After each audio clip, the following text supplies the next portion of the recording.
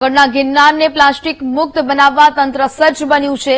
એક અઠવાડિયામાં પ્લાસ્ટિક પર પ્રતિબંધ મૂકવામાં આવશે। તંત્રએ ગિરનાર પર્વતના તમામ વેપારી સાથે બેઠક યોજી પ્લાસ્ટિક પર પ્રતિબંધના નિર્ણયને વેપારીઓનું સમર્થન છે। માટીના વાસણોથી પર્વત પર પાણી પહોંચાડાશે।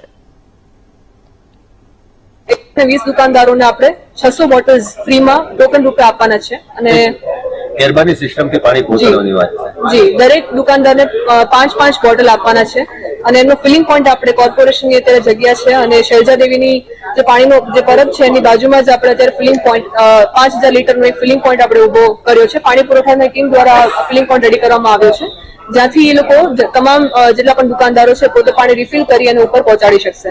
અત્યારે તંત્રએ અમને સૂચના જે આપી છે કે પ્લાસ્ટિક સદંતર બંધ કરવાનું છે, એના માટે અમે બધા એગ્રી છે અને જે એને અમને સૂચના આપી છે એમાં અમે હાથ છે અમારી।